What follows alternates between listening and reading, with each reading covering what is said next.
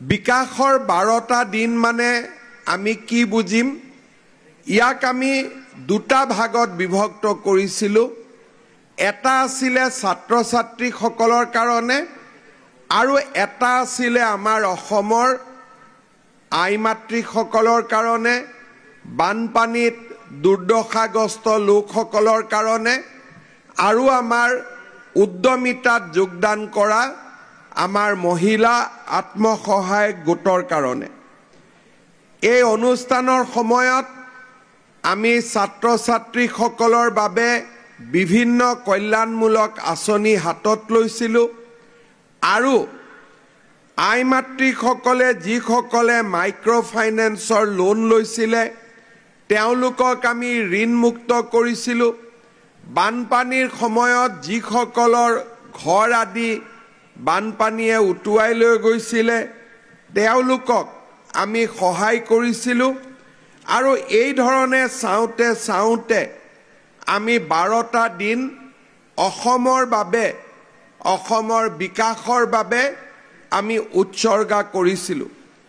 এই গোটেই অনুষ্ঠানৰ সময়ছোৱাত মই নিজেও গোলাঘাটলৈ যোৱাৰ সৌভাগ্য হ'ল গুৱাহাটীত এই অনুষ্ঠান আমি আৰম্ভ কৰিছিলো যোৰহাট নগাঁও লখিমপুৰ জিলাতো উপস্থিত থকাৰ সৌভাগ্য হ'ল আৰু আজি আমি আটায়ে ডিব্ৰুগড় জিলাত উপস্থিত আছো মোৰ মন্ত্ৰী সভাৰ আন সদস্যসকলেও এই সময়ছোৱাত অসমৰ বিভিন্ন জিলালৈ গ'ল আৰু ইয়াৰ মাজতে আমি 20 লাখ লোকক নতুনকৈ ৰেচন কাৰ্ডো বিতৰণ কৰিলো আজি আমি ডিব্ৰুগড়ত শিক্ষা বিভাগৰ 3টা গুৰুত্বপূৰ্ণ আঁচনি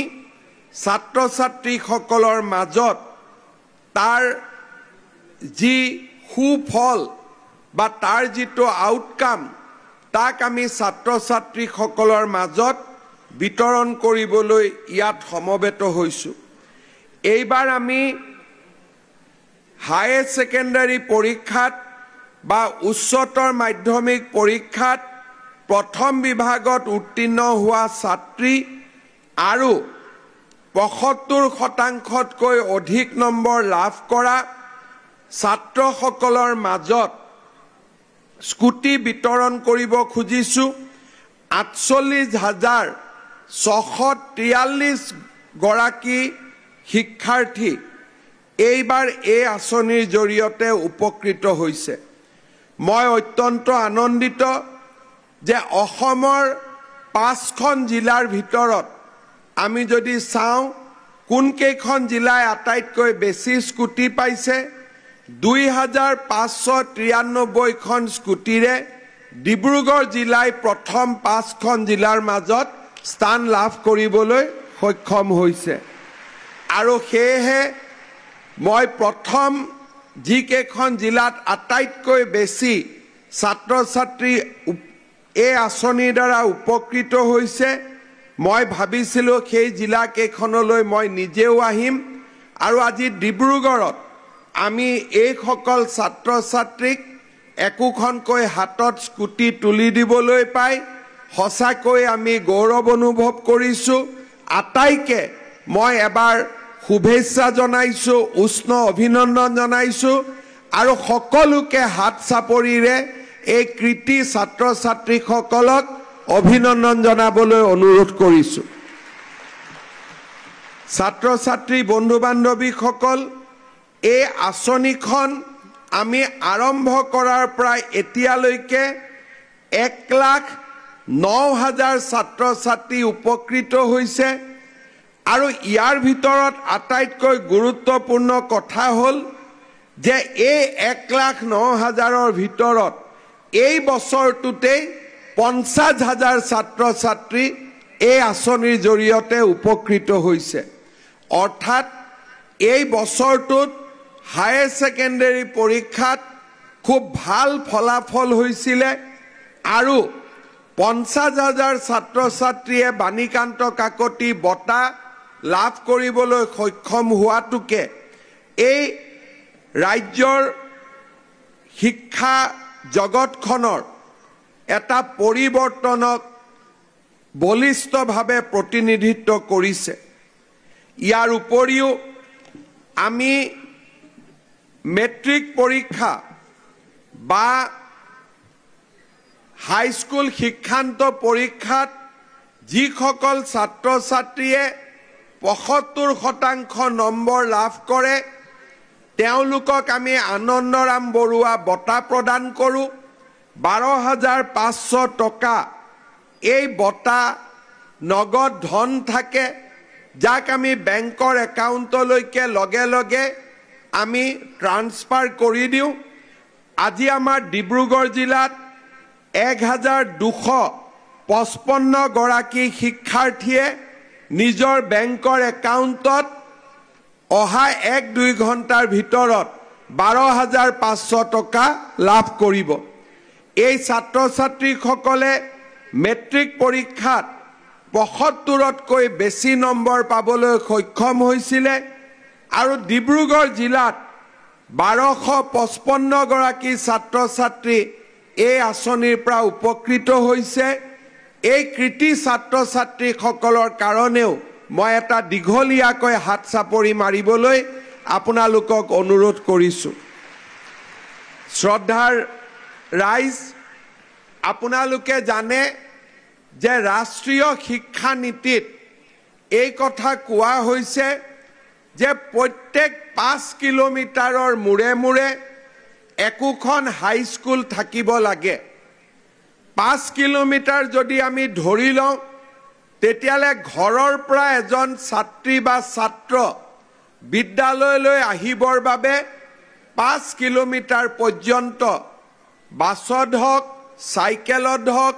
স্কুটাৰত হওক, খোজকাঢ়ি হওক আমি আহিব লাগে।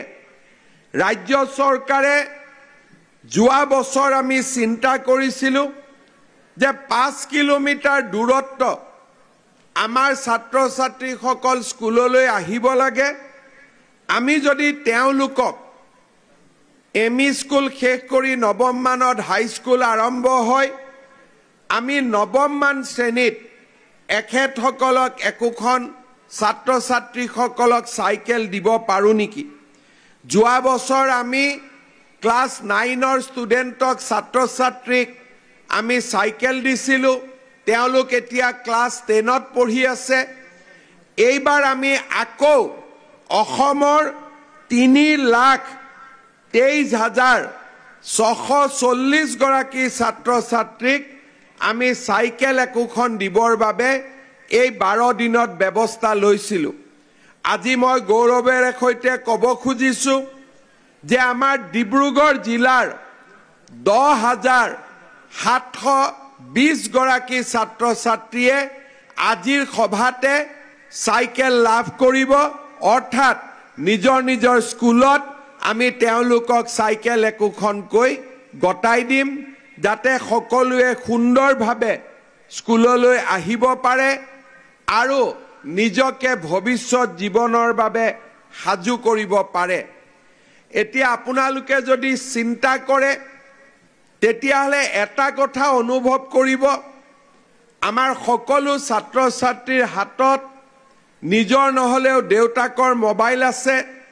আমি সকলোৱে গুগল কৰিব জানো। ভাৰতত অসমতকৈ বহুত চহকী ৰাজ্য আছে। কৰ্ণাটক, অন্ধ্ৰপ্ৰদেশ, তামিলনাডু, উৰিষ্যা, ক'বলৈ আমি যদি এফালৰ পৰা ক'ব যাওঁ, উপাৰ্জনৰ দিশৰ পৰা অসমৰ নম্বৰ হ'ল 17 নম্বৰ, অৰ্থাৎ ভাৰতৰ আটাইকেইখন ৰাজ্যৰ ভিতৰত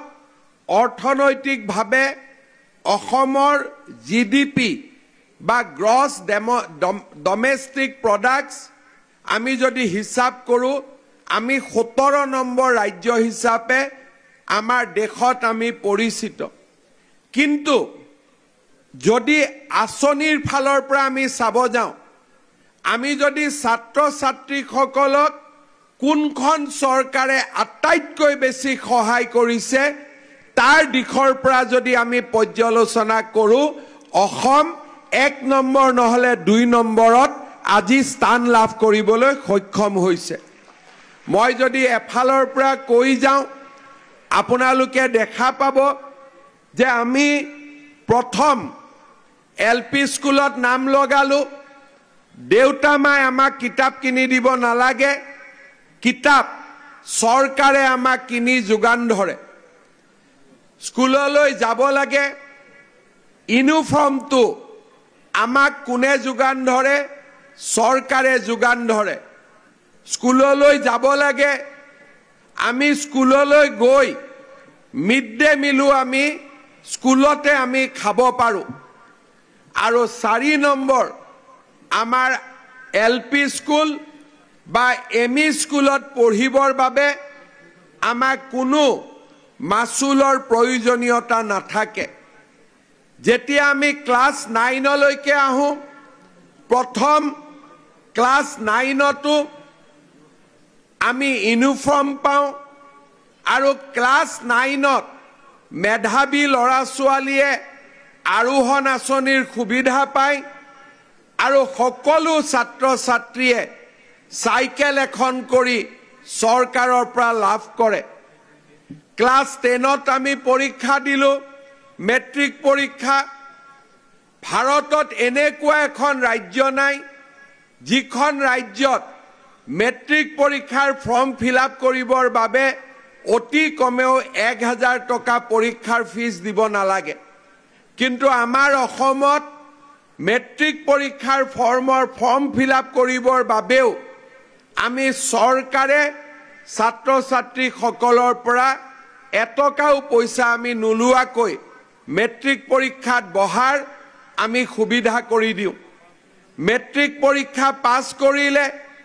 মেট্ৰিক পৰীক্ষা পাছ কৰাৰ পিছত দেউতাক মাকে হায়াৰ সেকেন্ডাৰীত এডমিশন দিবৰ কাৰণে লৰা ছোৱালীক 6000 টকা এডমিশনৰ কাৰণে দিব লাগে আমি সিদ্ধান্ত ললো যে আমাৰ লৰা ছোৱালীয়ে উচ্চতৰ মাধ্যমিকত পঢ়িবৰ কাৰণেও নাম ভৰ্তি কৰিবৰ বাবেও 1 টকাও দিব নালাগে তেওঁলোকক আমি বিনামূলীয়াকৈ নাম ভৰ্তিৰ ব্যৱস্থা কৰি দিম আজি মই আপোনালোকৰ আগত গৌৰৱেৰে ক'ব পাৰো যে এনেকৈ হায়াৰ সেকেন্ডাৰী বা কলেজত বিনামূলীয়াকৈ নাম ভৰ্তিৰ সুবিধা দিয়া গোটেই ভাৰতবৰ্ষৰ ভিতৰতে অসমে অকল আৰু অসমে অনন্য আৰু অসমে একক ইয়াৰ বাহিৰে সকলো ৰাজ্যতে এডমিশনৰ বাবে পইচা দিব লাগে ইয়াৰ পিছত হায়াৰ সেকেন্ডাৰীত আমি নাম ভৰ্তি কৰিলো যিসকলে মেট্ৰিক পৰীক্ষাত 75% নম্বৰ লাভ কৰিলে তেওঁলোকক আমি আনন্দৰাম বৰুৱা বঁটা দিলো 12500 টকা তেওঁলোকৰ বেংক একাউণ্টত আমি প্ৰতি বছৰে দিয়াৰ ব্যৱস্থা কৰো তাৰ উপৰিও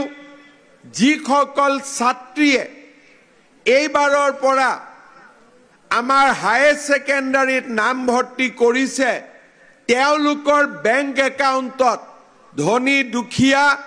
আমি একো নাচাওঁ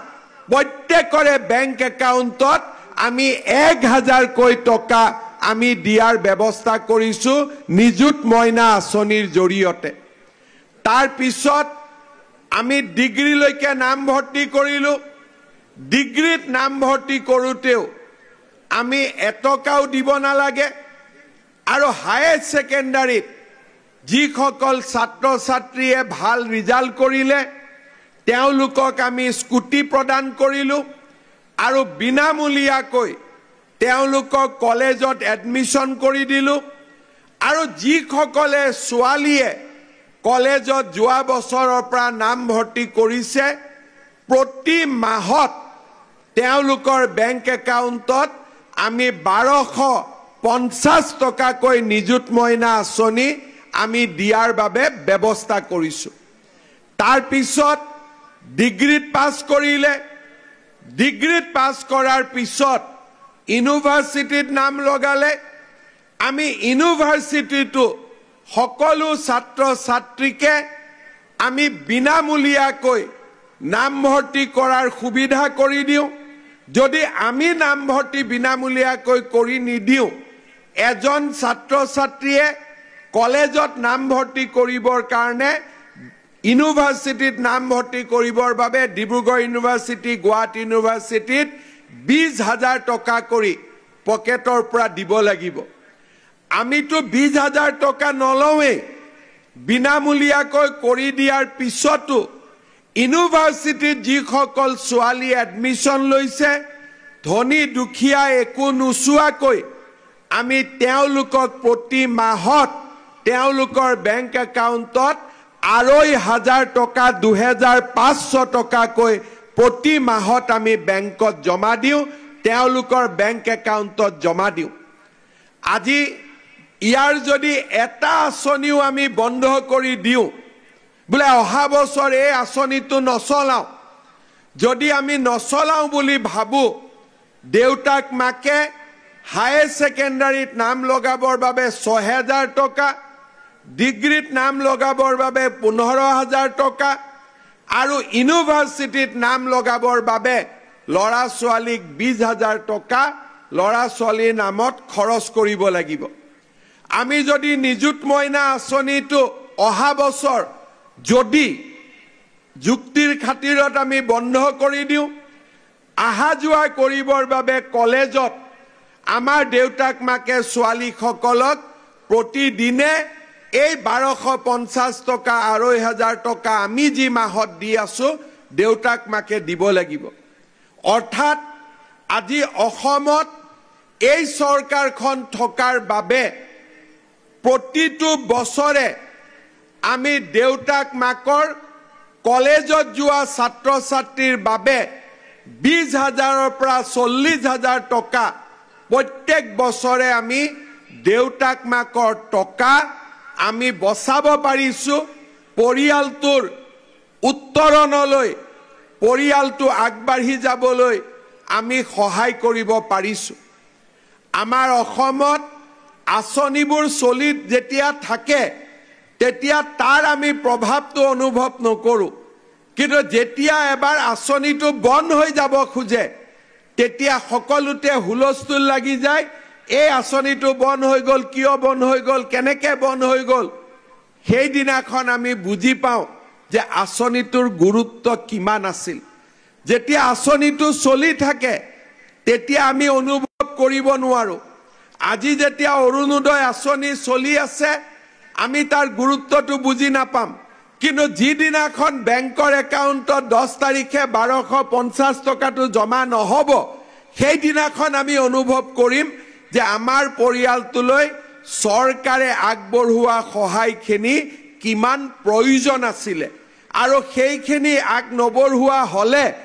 আমাৰ পৰিয়ালটোৱে কিমানখিনি দুখ আৰু কষ্ট অনুভৱ কৰিব লাগিলহেঁতেন আজি আমি ইয়াৰ ফলাফল দেখা পাইছো আজি আমি দেখা পাইছো যে আমাৰ চৰকাৰে আগবঢ়োৱা আঁচনিবিলাকৰ বাবে যিবিলাক লৰা ছোৱালীয়ে মেট্ৰিকৰ পিছত নপঢ়ো বুলি ভাবিছিলে হায়াৰ সেকেন্ডাৰী পিছত নপঢ়ো বুলি ভাবিছিলে ডিগ্ৰী পাছ কৰাৰ পিছত নপঢ়ো বুলি ভাবিছিলে সেই ছাত্ৰ ছাত্ৰী সকলো আজি কলেজলৈ গৈছে সেই ছাত্ৰ ছাত্ৰী সকল আজি বিশ্ববিদ্যালয়লৈ গৈছে আৰু আমাৰ অসমত উন্নয়নৰ এটা শিক্ষা জীৱনৰ উন্নয়নৰ এটা নতুন দিগন্ত গঢ়ি উঠিছে মই আজিৰ এই সুন্দৰ দিনটোত অসমৰ ছাত্ৰ ছাত্ৰী আৰু অসমৰ অভিভাৱকসকলক এটাই কথা অনুৰোধ কৰিম যে আমাৰ চৰকাৰে বছৰি প্ৰায় 1,500 কোটিৰ পৰা 2,000 কোটি টকা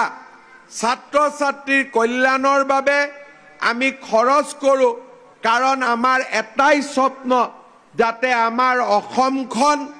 শিক্ষিত ছাত্ৰ ছাত্ৰীৰে পৰিপূৰ্ণ হৈ পৰে আমি যাতে উপযুক্ত মানৱ সম্পদ নিৰ্মাণ কৰিব পাৰো আৰু এই মানৱ সম্পদসমূহে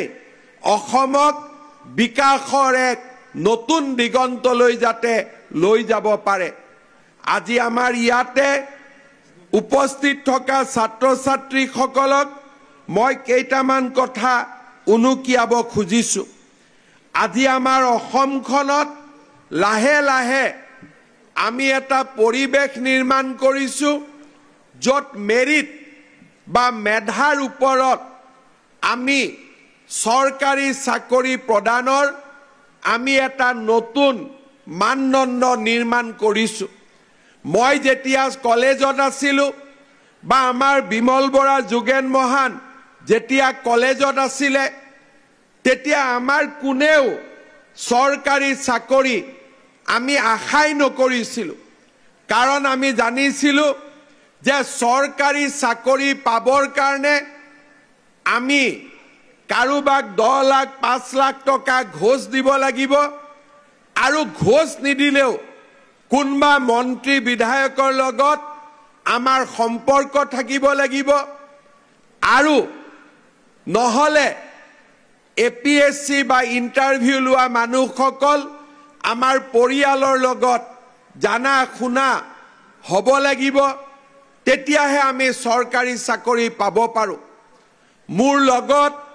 যিসকল মেৰিটত ল'ৰা ছোৱালী পাছ কৰিছিলে আৰু মই এৰি অহাৰ পিছতো যোৱা কেইবছৰমান আগলৈকে যিবিলাক ল'ৰা ছোৱালীয়ে সুন্দৰভাৱে কটন কলেজত মোৰ লগত পঢ়িছিলে তেওঁলোকক মই ভেঞ্চাৰ কলেজৰ প্ৰফেচাৰ হিচাপে গাঁৱে ভূঞে গলে আজিও লগ পাইছিলোঁ। অৰ্থাৎ চোকা ল'ৰা ছোৱালীৰ কাৰণে এটাই ৰাস্তা খোলা আছিলে, মেজিষ্ট্ৰেট হ'ব নোৱাৰে, DSP হ'ব নোৱাৰে, চৰকাৰী চাকৰি পাব নোৱাৰে, এছিষ্টেণ্ট মেনেজাৰ এছিষ্টেণ্ট ডিৰেক্টৰ হ'ব নোৱাৰে,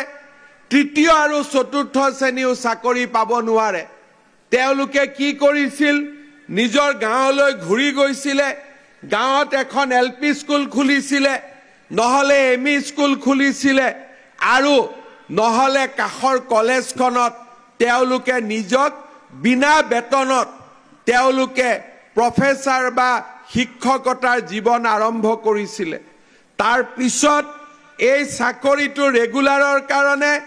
20 বছৰ 30 বছৰ আন্দোলন কৰিছিল। অসমৰ মেধাৱী ল'ৰা ছোৱালীৰ জীৱন এই ধৰণে আগবাঢ়িছিলে। যেতিয়া অসমত কংগ্ৰেছৰ চৰকাৰ আছিলে লাহে লাহে চাকৰি পোৱাটো আৰু টান হৈ গৈ থাকিলে। এটা সময় আহিলে যে মেজিষ্ট্ৰেটৰ চাকৰি পাবৰ কাৰণে কংগ্ৰেছে এপইণ্টমেণ্ট কৰা APSCৰ চেয়াৰমেন ৰাকেশ পালক যদি 1 কোটি টকা নিদিয়ে আমাৰ ল'ৰা ছোৱালীয়ে মেজিষ্ট্ৰেট চাকৰি পাব নোৱাৰে, DSP চাকৰি পাব নোৱাৰে, ইন্সপেক্টৰ অফ স্কুল বা তৃতীয় চতুৰ্থ বৰ্গৰ চাকৰিৰ দামো 10 লাখ 15 লাখ টকালৈকে বৃদ্ধি পাইছিলে। 2015 চনত যেতিয়া কংগ্ৰেছৰ লাষ্ট বছৰ আছিলে সেই সময়ত চাকৰিৰ বজাৰত একোটা চাকৰিৰ মূল্য 1 কোটি টকালৈকে আগবাঢ়িছিলে। সেই সময়ত নিযুক্তি পোৱা বহুত অফিচাৰৰ লগত যেতিয়া মই কথা পাতো, বহুত কৰ্মচাৰীৰ লগত মই যেতিয়া কথা পাতিলে মই তেওঁলোকক বুজি পোৱা হৈছিলো যে এওঁৰ নিযুক্তি ৰাকেশ পালৰ দিনত হৈছে, গতিকে বেছিকৈ কথা বতৰা পাতি বিশেষ একো লাভ নহয়, এওঁৰ পৰা ৰাইজৰ কাম বিশেষ নোলাব। এনেকুৱা পৰিৱেশ হৈছিলে যে ইন্সপেক্টৰ অফ স্কুলছৰ মই মিটিং পাতো, মিটিঙত মই সুধো যে আপোনালোকে প্ৰত্যেক কথাতে টকা লয় কিয়? তেতিয়া মোক কয় যে ছাৰ 20 লাখ টকা দি চাকৰি লৈছো, সুদত টকা আনিছো, গতিকে টকা মাৰিব লাগে, টকাটো ঘূৰাই দিব লাগে, গতিকে টকা যদি নলওঁ আমি কেনেকে সুদত টকা ঘূৰাই দিম? এইটো আছিল অসমৰ পৰিৱেশ। আৰু আমাৰ চৰকাৰী কৰ্মচাৰীসকলক আপোনালোকে যেতিয়া কেতিয়াবা অফিচত যায়, 2-এজন অফিচাৰৰ ওপৰত কৰ্মচাৰীৰ ওপৰত যেতিয়া আপোনালোকৰ খং উঠে, কথাই কথাই টকা খোজে, আপোনালোকে মাত্ৰ গুগল কৰিব তেওঁৰ নিযুক্তি কোন চনত হৈছিলে, বাকি আৰু একো উত্তৰ নালাগে। নিযুক্তিৰ বছৰটোৱে গোটেই প্ৰশ্নৰ উত্তৰ আমাৰ সন্মুখলৈ আহি পৰিব, বেলেগ আৰু একোৱে কৰিব নালাগে। এনেকুৱা এটা অসমৰ পৰিৱেশ আছিল। যেতিয়া APSCৰ ৰিজাল্ট দিয়ে তেতিয়া ৰাতিপুৱাৰ পৰা গধূলিলৈকে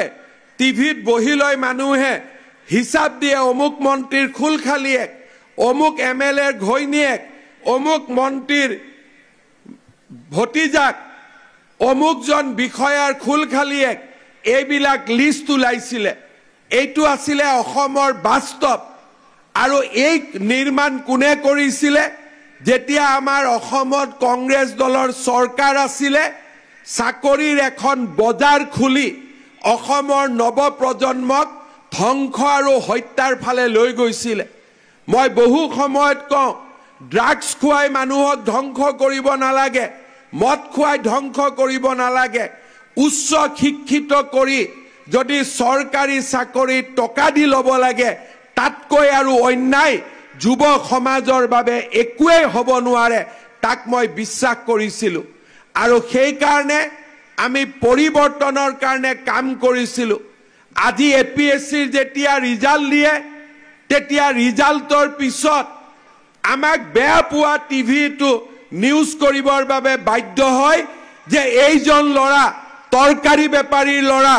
এইজন ল'ৰা বিধৱা মহিলাৰ ল'ৰা, এইগৰাকী ছোৱালী বজাৰত দোকান পাতি সৰু বস্তু বিক্ৰী কৰা এগৰাকী মহিলাৰ সন্তান। যি চাকৰি এদিন মন্ত্ৰী বিধায়কৰ ল'ৰা ছোৱালীয়ে পাইছিলে, অফিচাৰৰ ল'ৰা ছোৱালীয়ে পাইছিলে, আজি সেই চাকৰি যোৱা 3 বছৰত অসমৰ সাধাৰণ মধ্যবিত্ত আৰু দৰিদ্ৰ শ্ৰেণীৰ ল'ৰা ছোৱালীৰ বাবে আমি মুকলি কৰি দিব পাৰিলো। আৰু এই হৈছে পৰিৱৰ্তিত অসম, এইখনেই হৈছে নতুন অসম, এইখনেই হৈছে বিকশিত অসম। শ্ৰদ্ধাৰ ছাত্ৰ ছাত্ৰীসকল, এই কথা আজি মই কিয় উল্লেখ কৰিছোঁ? আন্দোলনে আমাৰ জীৱন ধুনীয়া নকৰে। কাৰোবাৰ পৰা 2 টকা চান্দা তুলি বিহু পাতি অনুষ্ঠান পাতি অসমীয়া জাতিটো কেতিয়াও আগুৱাই যাব নোৱাৰে। অসমীয়া জাতি তেতিয়া আঁতৰি যাব, অসমীয়া জাতি তেতিয়া উন্নতিৰ চৰম শিখৰত গৈ উপস্থিত হ'ব, যেতিয়া আমাৰ ছাত্ৰ ছাত্ৰীসকলে শিক্ষাক জীৱনৰ আটাইতকৈ গুৰুত্বপূৰ্ণ ব্ৰড হিচাপে আমি মানি ল'ম, তেতিয়াই আমাৰ অসমখনৰ পৰিৱৰ্তন হ'ব। বহুতে বিশ্বাস কৰে যে আন্দোলন কৰি অসমৰ উন্নতি কৰিম। পৃথিৱীত এনেকুৱা এটা জাতি নাই যিটো জাতিয়ে আন্দোলন কৰি উন্নতি কৰিব পাৰিছে। কিন্তু পৃথিৱীত বহুত জাতি আছে যিয়ে মাত্ৰ নিজৰ নতুন প্ৰজন্মক, ছাত্ৰ ছাত্ৰীসকলক উচ্চ শিক্ষাৰে বৈজ্ঞানিক বনায়, ডাক্তৰ বনায়, ইঞ্জিনিয়াৰ বনায়, শিক্ষক বনায়, খেলুৱৈ বনায়, সাংস্কৃতিক শিল্পী বনায়, চিত্ৰশিল্পী বনায়, একোখন সমাজক পৰিৱৰ্তন কৰিছে, নিজৰ ৰাজ্যখনক উন্নতিৰ চৰম শিখৰলৈ লৈ গৈছে। আমি যদি ভাৰতৰ বিভিন্ন ৰাজ্যলৈ চাওঁ, এবাৰ মই তামিলনাডুত গৈছিলোঁ,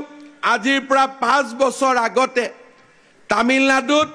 মই কেইজনমান মানুহৰ লগত কথা পাতিছিলোঁ। তেতিয়া মোক তেওঁলোকৰ লগত মই সুধিছিলোঁ যে আপোনালোকৰ ৰাজ্যত মেডিকেল কলেজ কিমান আছে? সেই সময়ত মোক কৈছিল 64খন, 66 ইউনিভাৰ্চিটি ইঞ্জিনিয়াৰিং কলেজ 100ৰ ওপৰত আছিলে। তেতিয়া মই তেওঁলোকক সুধিছিলোঁ যে ইমান অনুষ্ঠান কেনেকৈ হ'ল? তেতিয়া তেওঁলোকে মোক কৈছিল, this is the result of the Dravidian movement. তেতিয়া মই মনত পেলাইছিলোঁ, অসমত ডাঙৰ আন্দোলন হোৱাৰ মোৰ মনত আছে,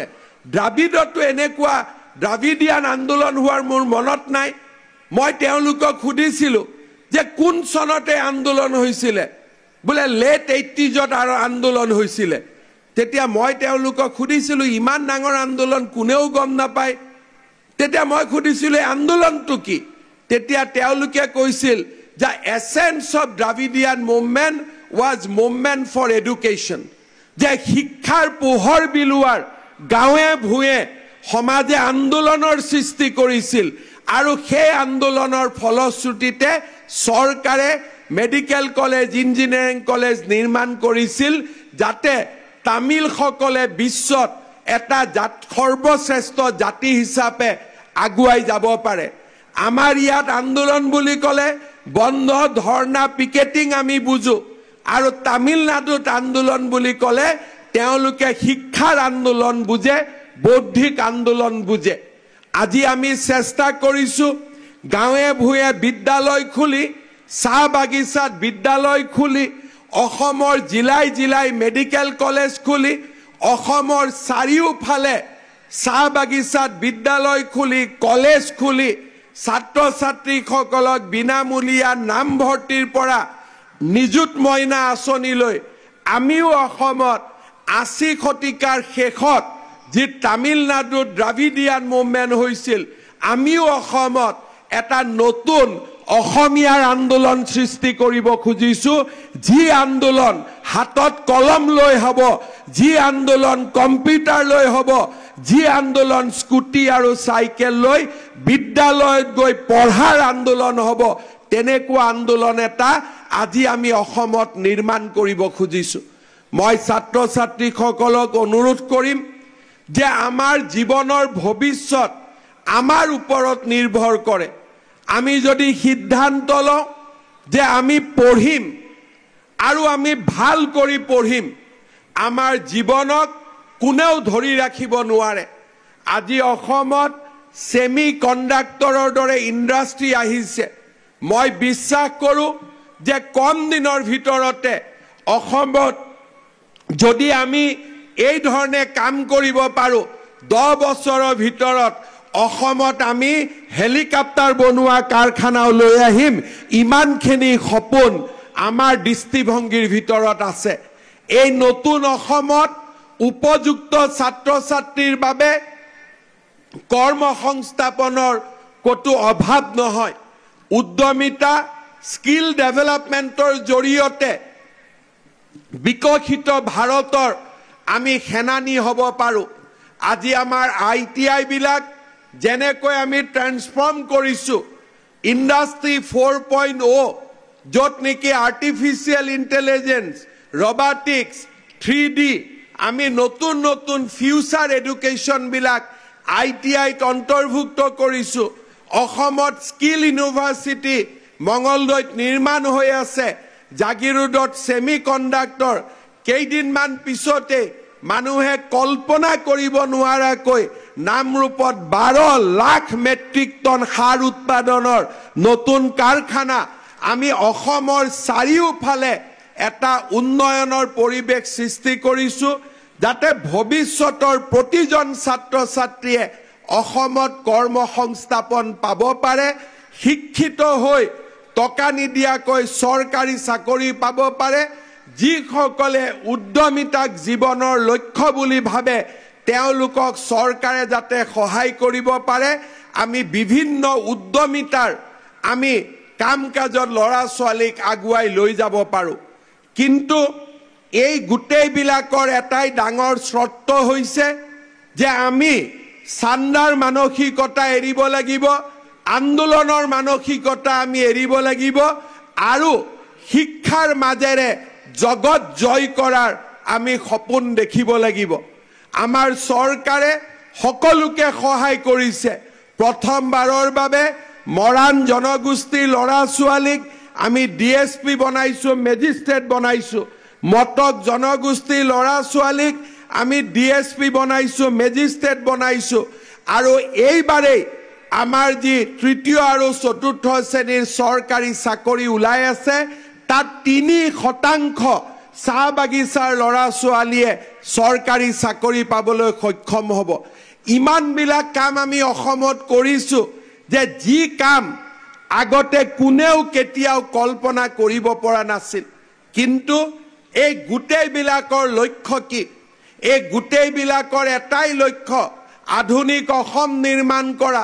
বিকশিত অসম নিৰ্মাণ কৰা আৰু মোৰ ছাত্ৰ ছাত্ৰীসকলৰ বাবে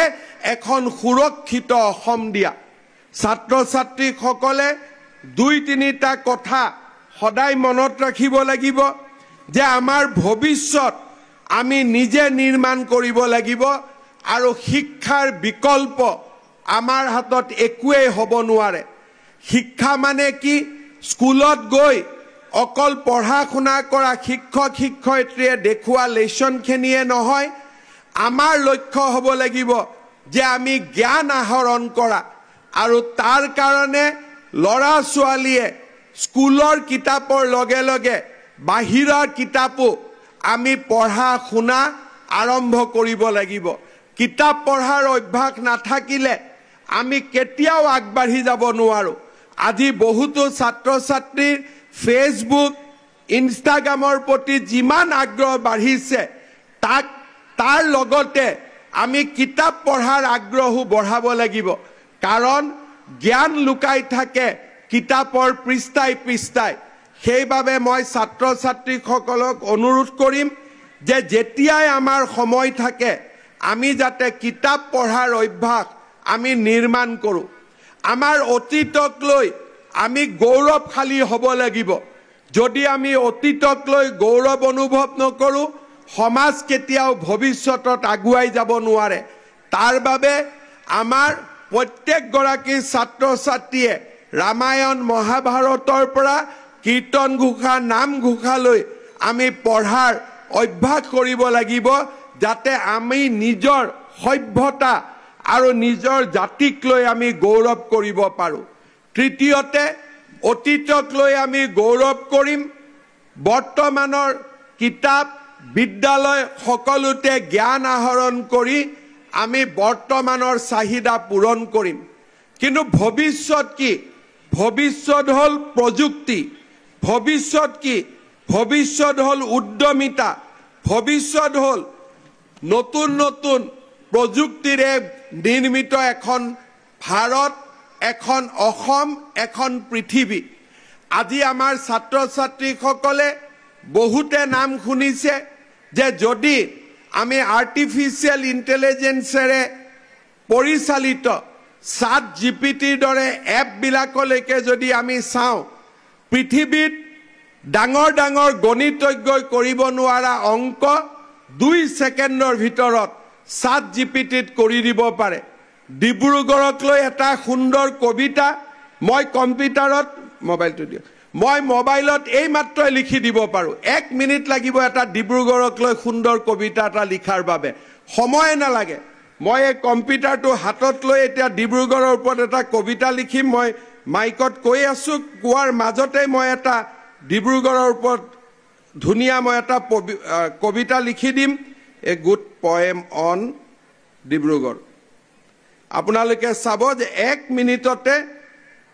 ডিব্ৰুগড়ৰ ওপৰত এটা কবিতা নিৰ্মাণ হৈ যাব তাক 2 মিনিট সময় নালাগে খালি মোবাইলটোত কানেক্টিভিটি লাগে এতিয়া এই যে গুটেই আমাৰ সমস্যাবিলাক আৰ্টিফিচিয়েল ইন্টেলিজেন্স নহলে আমাৰ এই মোবাইলটোৱে ঠিক কৰি দিব পাৰে যদি এই মোবাইলটোৱে সকলো সমস্যা ঠিক কৰি দিয়ে নেটটো চাইলো যদি মোবাইলটোৱে যদি এই গুটেই সমস্যাৰ সমাধান কৰি দিয়ে তেতিয়ালে মানুহ কিয় লাগিব মানুহ এই কাৰণে লাগিব যে গাড়ী এখন ফ্লাইট এখন যিমানে অত্যাধুনিক নহওক কিয় ইয়াক চলাবৰ কাৰণে একোজন মানুহ লাগিব তাৰ মানে আজি যদি কোনোবাই বিমান বনাইছিলে তেওঁ নিশ্চয় কল্পনা কৰিছিল যে এই বিমানখনক চলাবলৈ পাইলট থাকিব কোনোবাই যদি গাড়ী এখন বনাওতে চিন্তা কৰিছিল মই ইমান টান গাড়ী এখন বনালো কিন্তু গাড়ীখন চলাবৰ কাৰণেও ড্ৰাইভাৰ লাগিব সেই কথাটো তেওঁ আগতেই চিন্তা কৰিছিলে প্ৰযুক্তি থাকিব 3D প্ৰিন্টিং হ'ব আমাৰ অগমেন্টেড ৰিয়েলিটি হ'ব আমাৰ আৰ্টিফিচিয়েল ইন্টেলিজেন্স হ'ব আমাৰ ইন্টাৰনেট অফ থিংস হ'ব ক্লাউড কম্পিউটিং হ'ব কোৱান্টাম ফিজিক্স হ'ব আজি এই গুটেই বিলাক আমাৰ থাকিব কিন্তু এই গুটেই প্ৰযুক্তিক আহৰণ কৰিবৰ বাবে তাতকৈ শক্তিশালী মানৱ সমাজ থাকিব লাগিব আৰু সেই কাৰণে তেতিয়া আমি এখন মানৱ সমাজ সৃষ্টি কৰিব পাৰিম যি মানৱ সমাজে অতীতৰ গৌৰৱ ভৱিষ্যতৰ চাহিদা বৰ্তমানৰ চাহিদা আৰু ভৱিষ্যতৰ প্ৰযুক্তিক জয় কৰিব পৰা ক্ষমতা থাকিব পাৰে সেই কাৰণে মই প্ৰত্যেকজন ছাত্ৰ ছাত্ৰীকে অনুৰোধ কৰিম ফেচবুকত ইনষ্টাগ্ৰামত ৰীল বনাই সময় নষ্ট কৰাতকৈ ইয়াত প্ৰত্যেকজন ছাত্ৰ ছাত্ৰীয়ে আৰ্টিফিচিয়েল ইন্টেলিজেন্স নো কি 3D মেচিন প্ৰিন্টিং নো কি আমাৰ ক্লাউড কম্পিউটিং মানে কি কোৱান্টাম ফিজিক্স মানে কি এই গুটেইবিলাক দিশত আমি যাতে নিজৰ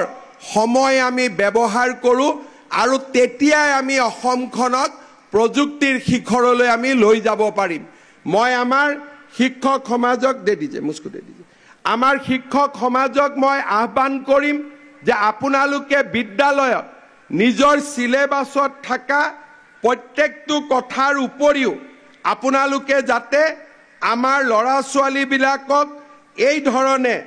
নতুন প্ৰযুক্তিৰ ওপৰত জ্ঞান আহৰণ কৰাই আৰু নতুন নতুন নতুন জ্ঞানৰ ভাণ্ডাৰেৰে যাতে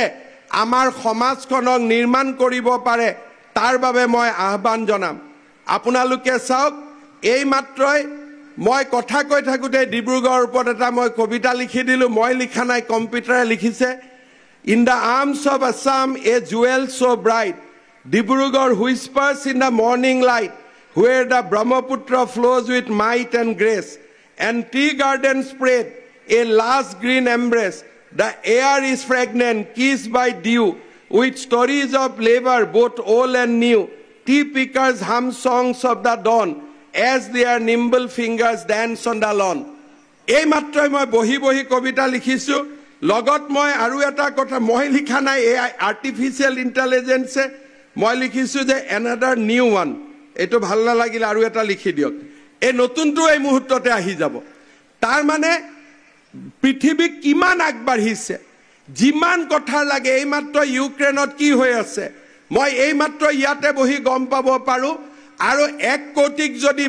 1000 মানুহে 250 গ্ৰাম কৈ 1 কোটি মানুহে চাউল কিনিব খুজে কিমান কুইন্টাল চাউল লাগিব ম্যাথমেটিক্স তো মোক 2 মিনিট লাগিব আৰু এটা নতুন কবিতা আহি গল beneath the sky where dreams unfold lies Dibrugarh a story untold crowned in green kissed by mist a land where earth and heaven coexist the Brahmaputra bold and vast carries the whisper of a storied past it waters sing of lives it blessed of joy embarrassed and trials confessed কবিতাটো দৰকাৰে নাই কবি দৰকাৰে নাই কবি ইয়াতে ধুনিয়াকৈ উঠিব আৰু মই যদি এতিয়া লিখো মেক ইট ইন আসামিজ অসমীয়াত বনাই দিব অৰ্থাৎ আজিৰ যি কবি হ'ব লাগিব কি ইয়াতকো বেছি সাৰ্ভ হ'ব লাগিব ইয়াতকৈও বেছি আবেগ থাকিব লাগিব ইয়াতকৈও বেছি ডাঙৰ কন্টেন্ট থাকিব লাগিব গতিকে এই ধৰণৰ সমাজখনৰ বাবে আমি নিজক প্ৰস্তুত কৰিব লাগিব আৰু তাৰ কাৰণে মই আমাৰ ছাত্ৰ ছাত্ৰীসকলক অনুৰোধ কৰিম যাতে প্ৰযুক্তিৰ ওপৰত আপোনালোকে আলোচনা আৰম্ভ কৰে আৰু প্ৰযুক্তি ইমান টান নহয় যে প্ৰযুক্তি শিকিব নোৱাৰে মাত্ৰ স্কুলত কলেজত আমি প্ৰযুক্তি আহৰণ কৰাৰ বাবে প্ৰচেষ্টা কৰিব লাগিব ছাত্ৰ ছাত্ৰীসকলক মই তিনিটাই কম নিজৰ অতীতক লৈ গৌৰৱ কৰিব শিকিব লাগিব নিজৰ বৰ্তমানক ভৱিষ্যতৰ কাৰণে প্ৰস্তুত কৰিব লাগিব আৰু ভৱিষ্যতৰ প্ৰযুক্তিক জয় কৰিবৰ কাৰণে আমি নলেজ জ্ঞান প্ৰজ্ঞা টেকনলজি প্ৰযুক্তি স্কিল উদ্যমিতা এই ৰাস্তাৰে আমি খোজ কাঢ়িবলৈ নিজক প্ৰস্তুত কৰিব লাগিব মই অত্যন্ত বিনম্ৰতাৰে সৈতে আকৌ এবাৰ ডিব্ৰুগড়ত থিয় হৈ কম যে ভৱিষ্যত অসমখন আন্দোলনৰ ওপৰত নিৰ্ভৰ নকৰে ভৱিষ্যত অসমখন আমি কোনো ধৰণৰ আমি কল্পনাৰ মাজেৰে আনিব নোৱাৰো ভৱিষ্যত অসমখন আমি নিজৰ ত্যাগ নিজৰ কষ্ট শিক্ষাৰ পোহৰ উদ্যমিতাৰ মাজেৰে আনিব লাগিব আৰু এই ধৰণৰ আমাৰ অনুষ্ঠানবিলাকে এই ধৰণে আমাক আগুৱাই লৈ যাওক তাকে মই কামনা কৰিম এইমাত্ৰ মই আকৌ হিন্দুতেও এটা কবিতাত লিখিলোঁ आसमान का नीचे जहां सपने पालते हैं डिब्रूगढ़ है जहां किस्से चलते हैं हरी सादरे कुंहासा घूमते धरती और आसामों का संगन हलकते माने যিকোনো লিখিবৰ কাৰণে সময় নালাগে গতিকে আপোনালোকে সেইখন অসমৰ বাবে নিজক প্ৰস্তুত কৰক পুনৰ এবাৰ শিক্ষা বিভাগক আজিৰ সুন্দৰ অনুষ্ঠানটোৰ বাবে অসমীয়াটো আহিব অসমীয়াটো অকনমান মানে বেংগলী অসমীয়া মিক্স আহে এই কাৰণে আমাৰ ভৱিষ্যতৰ সুন্দৰ অসমখন নিৰ্মাণৰ বাবে আপোনালোকে একেলগে আমি সকলোৱে লগ হৈ কাম কৰিম সেই দিশেৰে আমি আগুৱাই যাবৰ বাবে প্ৰচেষ্টা কৰিম আজিৰ এই সুন্দৰ দিনটোত শিক্ষা বিভাগক সাইকেল বিতৰণৰ কাৰণে আনন্দৰাম বৰুৱা বঁটা দিয়াৰ বাবে বাণীকান্ত কাকতি বঁটা প্ৰদান কৰাৰ বাবে মই আকৌ এবাৰ শিক্ষা বিভাগক ধন্যবাদ জনাইছো বাণীকান্ত কাকতি আৰু আনন্দৰাম বৰুৱা দুইজন অসমৰ বৌদ্ধিক জগতৰ আটাইতকৈ উজ্জ্বল নক্ষত্ৰ আছিল দুই গৰাকীৰ প্ৰতি মই মোৰ শ্ৰদ্ধা জনাই অসমৰ নতুন সমাজক এখন নতুন অসম নিৰ্মাণৰ বাবে আগবাঢ়ি যাবলৈ অনুৰোধ জনাই মই মোৰ বক্তব্যৰ সামৰণি মাৰিছো ধন্যবাদ জয় হিন্দ বন্দে মাতৰম